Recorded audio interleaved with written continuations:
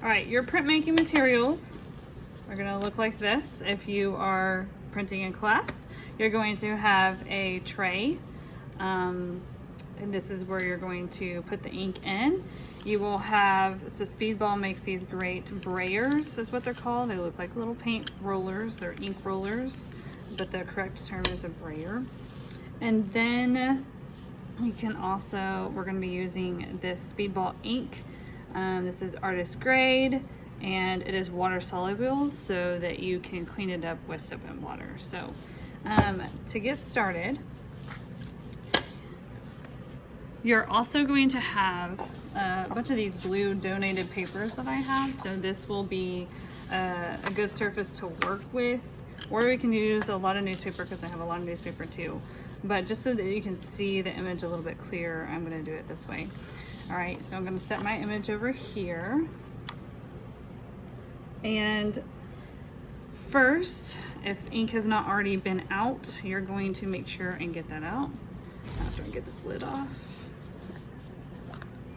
Okay, so it may have, we haven't used ink yet this year, so if it looks like oily at the top, then you're going to want to take a palette knife and kind of stir it up.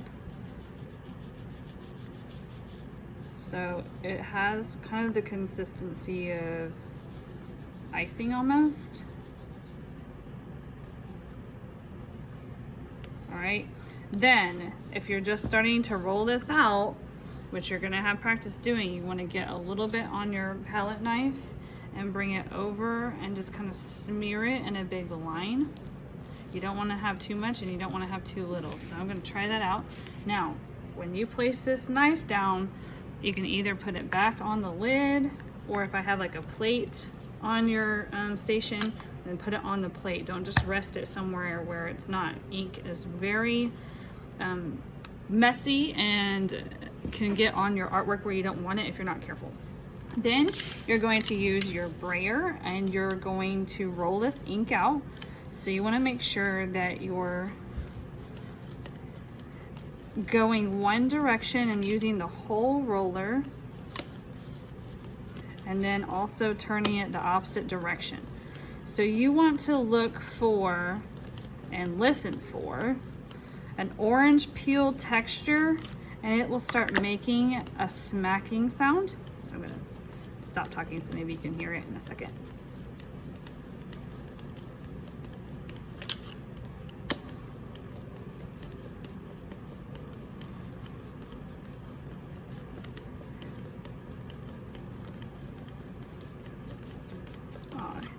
You start to hear it, the band's playing in the background, but right there, you're gonna hear that smacking. So I'm gonna constantly go back and forth.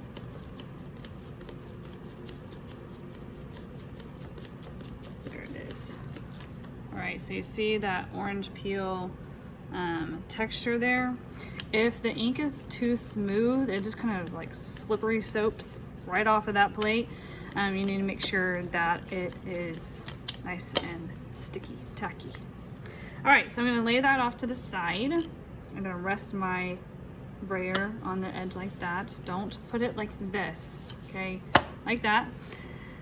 I'm gonna move this stuff out of the way, and I'm going to, so on the blue paper or on the newspaper, as long as it's clean, put your, I forgot to put my star on the back. Make sure you have your star on the back. That's important for radial design. And I'm just gonna do like a test print. So I'm gonna roll this out.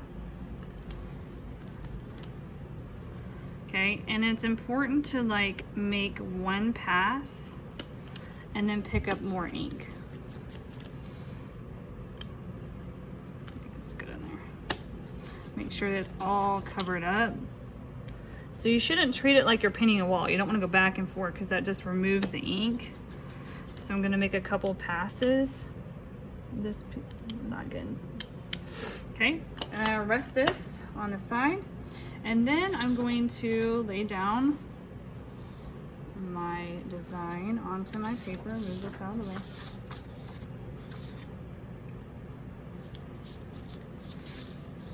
All right, take my design. Now here's my star. So if I was printing this, I want to make sure that my star is in the middle. And then line it up. And the cleanest way to do this is you can fold up the paper that you just used, as long as it's clean. And you want to apply nice even pressure onto your block. So I'm going to put this paper down. I'm going to take a clean roller and I'm just going to add some even pressure. So sometimes our hands do not apply an even amount of pressure. Just going to pass that back and forth. Then lift this up. And lift this up. And there we have our ink design. Now that's just a fourth, right? So then I'm going to do it again. I'm going to just ink in a different spot. And again, you re-ink. You can really see that orange peel now. Okay, and go over it. Now, in your print before, if there were any spots that you're like, oh, I don't like that being there, then you need to wash off your block with soap and water. And then you can cut out whatever you need to if it showed up wrong, and then print it from that point. All right, so my star needs to be in the middle, so I'm gonna make sure and flip this around. Okay, I need my star to go right next to that, so I'm gonna just touch it just a bit. Okay, drop it in place. So my star's rotating to that middle, and your hands get pretty messy, so be aware of that. I'm gonna use this clean side, just gonna hold that there, give it a even roll. Be careful not to slip or move it around. If that is too difficult, then you can just kind of evenly press on the back as best as you can. And then peel that up. Okay. So it wasn't quite lined up right, but we'll keep going. And we're going to be printing so many times, so you're going to get better as you go. Okay, and we're going to pass over it. I'll speed this up.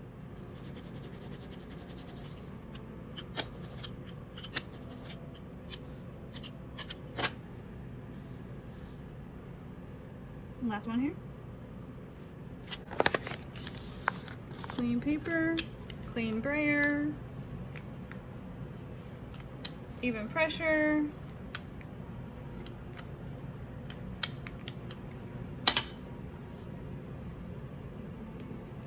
There we go. So we have one completed mandala. And you would keep, we're going to be working on a bigger size paper. So you're going to print as much as the paper will allow. If you don't have big size paper at home, you can do this several times and then lay them out. I would like to see at least 12 times of printing. You're printing the same one at least 12 times if you're at home. So if you need to do that on separate papers and then assemble them in a row of 3, you could do that. If you want to do more, then do more. But this is what I want to see repeated at least 3 times at home. And so my paper may be able, if this is a 9x12, I could probably fit one more section here. Then I would have to use a separate piece of paper. And then, like I said, do like a triple piece, and then in one of the sections you can add some color for emphasis. Or if you're doing paint in one color at home, like say this is all blue, you could add emphasis by adding a contrasting color like orange, so that you have that playing in that maybe on only one design or one section of the design, however you want to do it. All right, so here I've continued to do the design, okay, and we're working on a larger paper. So one thing I forgot to mention about printmaking is there are going to be imperfections. So if you're a perfectionist, that's just the nature of this process. You may have some really excellent prints come out. Maybe your lines are a little off here and there. They don't quite match up, but it's going to be okay. All right, so as long as you did some really good planning in those beginning stages and use that graph paper, or lined paper, then you should be somewhat successful, at least in the design process. And I'm going to continue on making my prints. Always make sure that star is in the middle of where you want it to be. Don't mess up on your pattern. You gotta pay attention and focus. I'm doing this so you can see how much I'm rolling. That's easier. If I have enough of those, you can do that too. Alright, so now I have 4 designs, and if we can make it that far in class, I would be happy. If you have plenty of time before the project, comes to an end, or toward that last day, as long as you've got 4, I'll accept that. If you can't, go ahead and use the other 2 blank sides to really make that entire mandala tile design.